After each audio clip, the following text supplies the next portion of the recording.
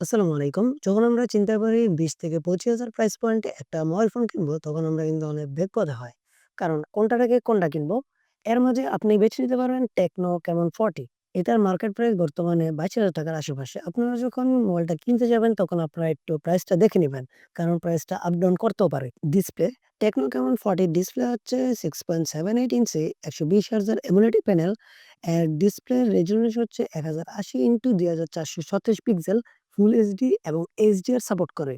এটার পিপিআই হচ্ছে ৩৯৩। এখানে টেকনো ক্লেম করতেছে তাদের ডিসপ্লে নাকি গরিলা গ্লাস দিয়ে প্রোটেকশন দেওয়া। এটার ব্যাক সাইড হচ্ছে গ্লাস প্যাক, কিন্তু গ্লাসের মতো প্রিমিয়াম ফিলটা দেয় না। এটা প্লাস্টিকের মতো ফিল দেয়। এটা হাতে নিয়ে প্রিমিয়াম ওই ভাইবটা পাওয়া যায় না। আপনারা এটাতে আইপি রেটিং হিসেবে পাবেন 66, ডাস্ট ওয়াটারপ্রুফ। ডিসপ্লের ভিতরে হালকা পাতলা কিছু পানি পড়ে থাকলেও প্রপার ভাবে কাজ করবে ডিসপ্লেটা। এখন হচ্ছে যে ক্যামেরার মধ্যে টেকনো ক্যামন 40 র ভিতরে আপনারা পাবেন ২ টা ক্যামেরা। একটা হচ্ছে ৫০ মেগাপিক্সেল প্রাইমারি ক্যামেরা, যার অ্যাপারচার হচ্ছে 1.9। আরেকটা হচ্ছে আল্ট্রা ক্যামেরা। ২ টার মধ্যেই ওএস আছে। স্ক্রিনে বর্তমানে আপনারা প্রাইমারি ক্যামেরার ছবিগুলো দেখতে পাচ্ছেন। আপনারা জাজ করেন যে এটার প্রাইমারি ক্যামেরা বা মেইন লেন্সের ছবিগুলা কেমন। এটাতে আমি প্রাইমারি ক্যামেরার ছবিগুলো মোটামুটি পেয়েছি।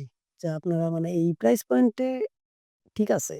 এর থেকে যদি আপনি বেশি প্রাইস পয়েন্টের মোবাইল হিসাবে তুলনা করতে চান, এটা আবার তুলনা পারবে না। কারণ এটার প্রাইস পয়েন্টে এইটা ঠিক আছে।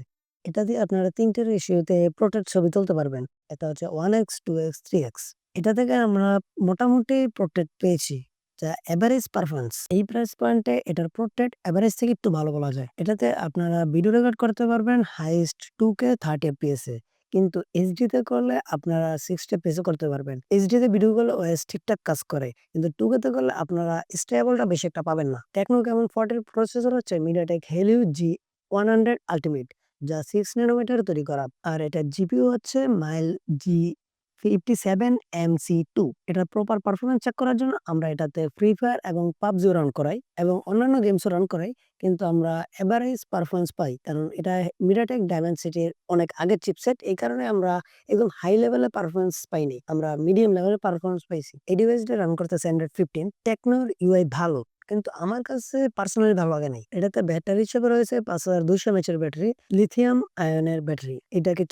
এটাকে চার্জ করার জন্য রয়েছে ৪৫ ওয়াটের ফাস্ট চার্জিং। আপনারা যারা বেশি গেম খেলেন না বা বেশি ছবি তোলেন না, তাদের জন্য এই মডেলটা বেশি একটা পারফেক্ট হবে। কারণ এটার ভিতরে আপনারা যে ব্যাটারি পাচ্ছেন, এটা দিয়ে আপনারা ১ দিনের মতো ব্যাকআপ পাবেন। কিন্তু যারা ডেইলি ইউজ করেন, মাল্টিটাস্কিং করেন, এগুলা কাজ করেন, এদের জন্য এই মডেলটা পারফেক্ট হবে। কারণ এটার ভিতরে যে প্রসেসর আছে, এগুলোতে মাল্টিটাস্কিং করা ইজি। আপনারা এটা কেনার আগে প্রাইস পয়েন্টটা দেখে নিবেন। কারণ প্রতিদিনই কিন্তু প্রাইস আপ ডাউন করে। কোন সময় বাড়ে, কোন সময় কমে, এটা কিন্তু বলা মুশকিল। এই ছিল আমার ইউজার এক্সপেরিয়েন্স। সবাই ভালো থাকবেন, সুস্থ থাকবেন। আল্লাহ হাফেজ।